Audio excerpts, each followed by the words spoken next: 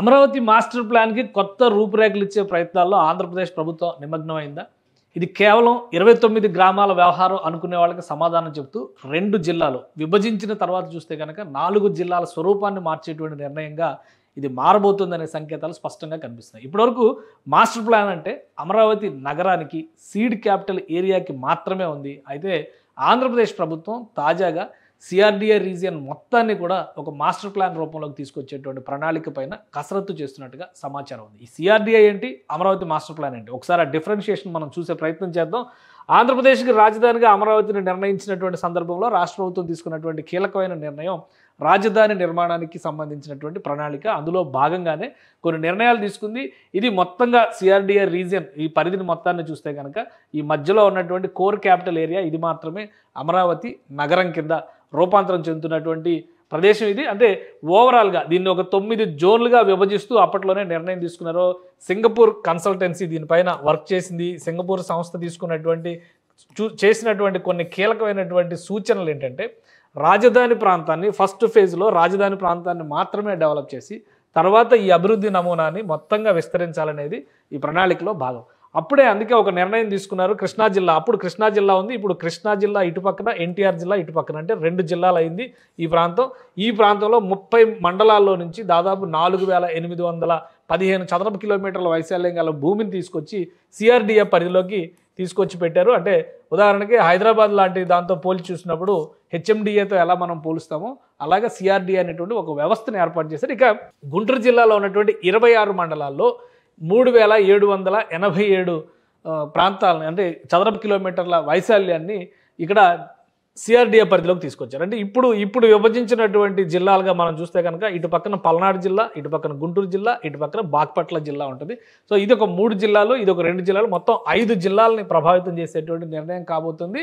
ప్రస్తుతం మారుతున్నటువంటి పరిస్థితులు 2027 నాటికి అమరావతి నగర స్వరూపాన్ని ప్రజల ముందరకు తీసుకురావాలని ఆశిస్తున్నటువంటి ఆంధ్రప్రదేశ్ ప్రభుత్వం సిఆర్డీఏ స్వరూపాన్ని కూడా ఒక సమగ్రమైనటువంటి మాస్టర్ ప్లాన్ రూపంలో అందుబాటులోకి తీసుకురావాలని భావిస్తోంది. దీనిపైన కసరత్తు చేస్తోంది. ఈ కసరత్తు ఏ విధంగా ఉండబోతోంది ఒకసారి దాన్ని కూడా విశ్లేషించేటువంటి ప్రయత్నం చేద్దాం. ఎందుకంటే అమరావతిని గతంలోనే అమరావతి సీడ్ క్యాపిటల్ ఏరియాని ప్లస్ సిఆర్డీఏ రీజియన్ని 9 మండలాలుగా రాష్ట్ర ప్రభుత్వం ఒక ప్రణాళికని రెడీ చేసింది. అమరావతి రాజధాని ప్రాంతంలో 9 నగరాలు ఉండడం ఒక ఆస్పెక్ట్ అయితే, టోటల్ సిఆర్డీఏ మొత్తాన్ని కూడా 9 మండలాలుగా రాష్ట్ర ప్రభుత్వం అప్పట్లోనే విభజించింది. ఈ మండలాలకు సంబంధించినటువంటి బౌండరీస్ పైన కూడా క్లారిటీ ఇచ్చింది. ఇప్పుడు ఈ బౌండరీస్ని కొన్ని మార్పులు చేర్పులు చేస్తున్నారు. ఆల్రెడీ వాటిని కొంత విస్తరించేటువంటి ప్రయత్నాలు కూడా జరుగుతున్నాయి. సో ఇక్కడ చూస్తే కనుక మనకి ఈశాన్య మండలము, ఉత్తర మండలము, పశ్చిమ మండలం, నైరుతి మండలం, దక్షిణ మండలం, ఆగ్నేయ మండలం, తూర్పు మండలం, మధ్య మండలంలోనే అమరావతి రీజియన్ వస్తుంది. విజయవాడ సిటీ కూడా మధ్య మండలంలోకి, సెంట్రల్ జోన్లోకి వస్తుంది. గుంటూరు సిటీ సౌత్ జోన్లోకి వస్తుంది. అలానే ఇక్కడ తెనాలి ప్రాంతం ఆగ్నేయ మండలంలోకి వస్తుంది. కీలకమైనటువంటి కొన్ని నగరాలు కూడా ఇటువైపు గన్నవరం కావచ్చు, ఇవన్నీ కూడా ఇందులో కలిసిపోయేటువంటి చిన్న చిన్న పట్టణాలుగా ఉన్నటువంటివన్నీ కూడా ఇందులో కలిస్తే సత్తెనపల్లి వరకు ఈ ప్రాంతం, సత్తెనపల్లి ఇవన్నీ కూడా ఇప్పుడు పల్నాడు జిల్లాలో ఉన్నటువంటి ప్రదేశాలు. సో ముఖ్యమైనటువంటి పట్టణాలు కొన్ని కనిపిస్తున్నాయి. ఇక్కడ జగ్గయ్యపేట కనిపిస్తుంది, ఇక్కడ నందిగామ కనిపిస్తుంది. సో ఈ చిన్న సైజు పట్టణాలుగా భావించేవన్నీ కూడా సిఆర్డీఏ పరిధిలోకి వచ్చేస్తున్నాయి. సో ఓవరాల్గా 8000 చదరపు కిలోమీటర్ల వైశాల్యం కలిగినటువంటి ఈ భూభాగం పైన ఇప్పుడు మాస్టర్ ప్లాన్ రూపొందించేటువంటి ప్రణాళికని రాష్ట్ర ప్రభుత్వం ఒక కసరత్తు రూపంలో చేపడుతోంది. అప్పట్లోనే ఈ ప్రణాళికను తయారు చేసేటువంటి సందర్భంలో 2 అంశాలని దృష్టిలో పెట్టుకొని అమరావతి రాజధాని ప్రాంతంగా అభివృద్ధి చెందితే ఆల్రెడీ విజయవాడకు ఒక ఐడెంటిటీ, గుంటూరుకు ఒక ఐడెంటిటీ ఉంది కాబట్టి సాంస్కృతికంగా ఇక్కడ తెనాలికి ఉన్నటువంటి ప్రాధాన్యం, రంగస్థల కళలంటే తెనాలి పేరే చెప్తారు అందరూ కూడా. సో అందుకని ఇక్కడ కొన్ని ప్రత్యేకమైనటువంటి ఇండస్ట్రీస్ని, లైట్ హెవీ వెయిట్ ఇండస్ట్రీస్ కాకుండా లైట్ వెయిట్ ఇండస్ట్రీస్ని, చిన్న తరహా పరిశ్రమలను ప్రోత్సహించాలని చెప్పని మాస్టర్ ప్లాన్లో భాగంగా రాష్ట్ర ప్రభుత్వం భావించింది. అలానే హెవీ ఇండస్ట్రీస్ కోసం నైరుతి మండలం మొత్తాన్ని కూడా అక్కడ భారీ పరిశ్రమలను అభివృద్ధి చేయాలని చెప్పని భావించింది. ఇవన్నీ కూడా అప్పట్లో చేసినటువంటి ప్రణాళికలు, కానీ మొత్తం అన్నీ కూడా పూర్తిగా ఆగిపోయినాయి గత 5 ఏళ్లుగా. ఇప్పుడు రాజధాని నిర్మాణం పరుగులు పెడుతున్నటువంటి సమయంలో గత 5 ఏళ్లలో జరిగినటువంటి మార్పులు చేర్పులు 2014 నాటి పరిస్థితులు వేరు, 2024 నాటి పరిస్థితులు వేరు. కాబట్టి ఈ ప్రాంతంలో గ్రీన్ బెల్ట్ ఎంత ఉండాలి, ఎకాలజీ మెయింటెనెన్స్ విషయంలో కానీ, కాలుష్య నివారణ విషయంలో కానీ, భవిష్యత్ అవసరాలను దృష్టిలో పెట్టుకుని ఏం చేయాలనే దానిపైన ఒక సమగ్ర ప్రణాళికని రూపొందించేటువంటి ప్రయత్నాల్లో ఆంధ్రప్రదేశ్ ప్రభుత్వం ఉంది. ఒక విధంగా గ్రేటర్ అమరావతి స్వరూపంగా దీన్ని మనం చూడాల్సి ఉంటుంది. మొత్తం విజయవాడ సిటీ, గుంటూరు సిటీ లాంటివి కూడా ఈ పరిధిలో కలిసిపోయేటువంటి అవకాశాలు కనిపిస్తున్నాయి. ఇప్పుడు దీనిపైన కసరత్తు చేయడంతో పాటు సీడ్ క్యాపిటల్ అంటే సీడ్ యాక్సిస్ రోడ్ లాంటివి అమరావతి నిర్మాణంలో చేసినటువంటి రహదారి వ్యవస్థ ఇప్పుడు దానిపైన కూడా కసరత్తు జరుగుతున్నట్టుగా తెలుస్తుంది. ఎందుకంటే ఈ మండలాలు మొత్తాన్ని కూడా దీని పరిధిలోకి వచ్చేటువంటి విజయవాడ అర్బన్, రూరల్, ఇబ్రహీంపట్నం, పెనమలూరు, మంగళగిరి, తాడేపల్లి, తుళ్ళూరు ఇవన్నీ కూడా ఇందులోకి వస్తున్నాయి. ఎందుకని అంటే గతంలో విజయవాడ నగరానికి సంబంధించి అర్బన్ డెవలప్మెంట్ అథారిటీ అంటే VGTM అనేటువంటి సంస్థ పనిచేసింది. VGTM అంటే విజయవాడకి గుంటూరుకి ఉన్నటువంటి డిస్టెన్స్ కేవలం 30 కిలోమీటర్లు మాత్రమే ఉంటుంది. కాబట్టి సమగ్రంగా ఒక Guntur urban development authority, Vijayawada urban development authority అని పెట్టేటువంటి అవకాశాలు లేవు. కాబట్టి గతంలో ప్రభుత్వాలు తీసుకున్నటువంటి నిర్ణయం ఏంటంటే విజయవాడ, గుంటూరు, తెనాలి, మంగళగిరి ఈ 4 ప్రాంతాలని కలిపి VGTM అనేటువంటి ఒక అర్బన్ డెవలప్మెంట్ అథారిటీ పనిచేసేది. ఇప్పుడు greater Amaravati region development authority కింద ప్లానింగ్ చేస్తున్నట్టుగా ఒక సమాచారం వస్తుంది. అందులో ఇవన్నీ కూడా ఈ నగరాలు, పట్టణాలుగా ఉన్నటువంటి ప్రాంతాలన్నీ కూడా ఈ పరిధిలోకి వచ్చి డెవలప్మెంట్ ఆస్పెక్ట్ విషయంలో నిర్ణయాలు ఒక సమగ్ర అభివృద్ధి నమూనాను తయారు చేయడానికి అవకాశం ఉంటుందని చెప్పని ఆంధ్రప్రదేశ్ ప్రభుత్వం భావిస్తుంది. అలానే మరొక విషయం మనం ఇక్కడ గమనించాల్సింది ఏంటంటే ఆల్రెడీ ఔటర్ రింగ్ రోడ్డు ప్రణాళిక అనే దాన్ని ఆల్రెడీ ఆవిష్కరించిన ఆంధ్రప్రదేశ్ ప్రభుత్వం దీనికి కేంద్ర ప్రభుత్వం కూడా ఆమోదముద్ర తెలిపింది.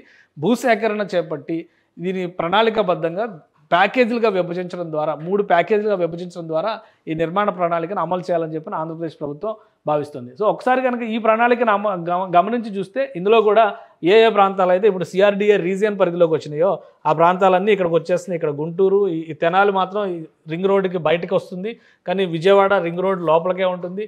మరికొన్ని ప్రాంతాలు నందిగామ లాంటి ప్రాంతాలు కూడా రింగ్ రోడ్డు దగ్గరకు వచ్చేటువంటి బార్డర్ ఏరియాస్లో వచ్చేటువంటి అవకాశం ఉంది. కాబట్టి వీటన్నిటిని దృష్టిలో పెట్టుకుని ఇప్పుడు CRDA మాస్టర్ ప్లాన్ కనుక ప్రాపర్గా అమలు చేయగలిగితే outer ring road plus inner ring road, ఆ పరిధిలో కోర్ క్యాపిటల్ ఏరియా డెవలప్మెంట్ వీటన్నిటిని కూడా ఒక అభివృద్ధి నమూనాగా అన్ని ప్రాంతాలకు విస్తరించడానికి అవకాశం ఉంటుందని చెప్పని ఆంధ్రప్రదేశ్ ప్రభుత్వం భావిస్తుంది. అందులో భాగంగానే ఇక్కడ ఏర్పాటు చేసినటువంటి రహదారి వ్యవస్థ సీడ్ యాక్సిస్ రోడ్లను తీసుకొచ్చి ఔటర్ రింగ్ రోడ్డుకి కనెక్ట్ చేయడము, పాత అమరావతి ప్రాంతాన్ని సాంస్కృతిక ఆధ్యాత్మిక కేంద్రంగా డెవలప్ చేయడం, ఇటువంటి ప్రపోజల్స్ అన్నీ కూడా రాష్ట్ర ప్రభుత్వం దృష్టికి వస్తున్నాయి. వీటన్నిటిని సమగ్ర అధ్యయనం చేయడం ద్వారా రాబోయేటువంటి 2 నెలల్లో ఈ వర్షాకాల అసెంబ్లీ సమావేశాల్లో ఒక ప్రతిపాదన పెట్టేటువంటి అవకాశం కనిపిస్తుంది. అమరావతి రీజియన్ డెవలప్మెంట్కి సంబంధించినటువంటి భారీ ప్రణాళిక ఉంటుంది. చాలామంది ఒక పేరు కూడా పెట్టారు, గరుడ అని చెప్పని, greater Amaravati region urban development authority అని చెప్పని ఒక స్కీమ్ అమలు చేస్తారు అనేటువంటి మాట ఎన్నికల ముందర నుంచి కూడా చెప్తున్నారు. సో దాదాపుగా గ్రేటర్ అమరావతి స్వరూపానికి ఒక మొదటి అడుగుగా ఈ సమగ్ర ప్రణాళికను మనం చూడాల్సి ఉంటుంది. అంటే CRDA మాస్టర్ ప్లాన్ అనేది గ్రేటర్ అమరావతి డెవలప్మెంట్ అథారిటీ ఏర్పాటుకి నాందిగా మారేటువంటి అవకాశాలు కనిపిస్తున్నాయి. వచ్చే 2 నెలల్లో జరగబోయేటువంటి అసెంబ్లీ సమావేశాల్లో రాష్ట్ర ప్రభుత్వం దీనిపైన సమగ్ర చర్చ తర్వాత ఒక ప్రణాళికని, ఒక ముసాయిదాని అసెంబ్లీలో ప్రతిపాదించేటువంటి అవకాశం ఉంది. తర్వాత ఆమోదించిన తర్వాత ఇది గరుడ అర్బన్ ప్లాన్ కింద చూడాలి మనం. అంటే greater Amaravati region urban development authority అనేది ఆవిర్భవించేటువంటి అవకాశాలు పుష్కలంగా కనిపిస్తున్నాయి. సో అమరావతి మాత్రమే అంటే అమరావతి 29 నగరాలకు 29 ప్రాంతాలకి, గ్రామాలకు మాత్రమే పరిమితమైంది అనేటువంటి వాళ్ళకి సమాధానం చెప్పేటువంటి క్రమంలో రాష్ట్ర ప్రభుత్వం ఒక సమగ్ర అభివృద్ధి నమూనాని డిజైన్ చేయాలని భావిస్తుంది. ఇందులో ఆయా ప్రాంతాలకు ఉన్నటువంటి ప్రాధాన్యాలను బట్టి పరిశ్రమల అభివృద్ధి చేయడం కానీ, పారిశ్రామిక వాడలను డెవలప్ చేయడం కానీ, అక్కడ ఉన్నటువంటి ప్రభుత్వ భూముల్ని సద్వినియోగం చేసేటువంటి ప్రణాళికని, ఉపాధి కల్పన మార్గాల్ని విస్తరించేటువంటి ప్రయత్నాలు, మౌలిక వనరులు ప్రధానంగా తాగునీరుకి సంబంధించినటువంటి పరిశ్రమల అవసరాలకు సంబంధించినటువంటి నీటి వ్యవస్థలు, వాటితో పాటు రహదారి వ్యవస్థలు, భూగర్భ డ్రైనేజీ, ఒక సమగ్రమైనటువంటి పట్టణ నమూనాన్ని తయారు చేసేటువంటి ప్రయత్నాలన్నీ కూడా ఇందులో ఉంటాయి. ఈ మాస్టర్ ప్లాన్ని రూపొందించేటువంటి బాధ్యతని ఒక కన్సల్టెన్సీకి ఇచ్చేటువంటి అవకాశం ఉంది. ప్రాతిపదిక పరంగా ప్రభుత్వాన్ని ప్రభుత్వానికి ఏ విధమైనటువంటి ప్రణాళికను దీన్ని అమలు చేయాలనేటువంటి విషయాన్ని ప్రభుత్వం ఇచ్చేటువంటి నియమావళి ఆధారంగా ముందుగా అధికారుల బృందం ఒక ముసాయిదా ప్రతిపాదన తయారు చేస్తుంది. ఆ తర్వాత ఒక సమగ్రమైనటువంటి ప్రతిపాదనని ఒక కన్సల్టెన్సీ సంస్థ రూపొందించేటువంటి అవకాశం ఉంది. సో దీన్ని అధికారికంగా ప్రకటించడానికి కొంత సమయం పట్టొచ్చు, కానీ అంతర్గతంగా జరుగుతున్నటువంటి చర్చల ఆధారంగా అమరావతి సమగ్ర స్వరూపానికి సంబంధించినటువంటి ప్రణాళిక పైన కసరత్తు తుది దశకు వచ్చినట్టుగా సమాచారం అందుతుంది. బహుశా 2 నెలల్లో జరగబోయేటువంటి అసెంబ్లీ సమావేశాల్లో దీన్ని ఫైనల్ చేసేటువంటి అవకాశాలు కనిపిస్తున్నాయి.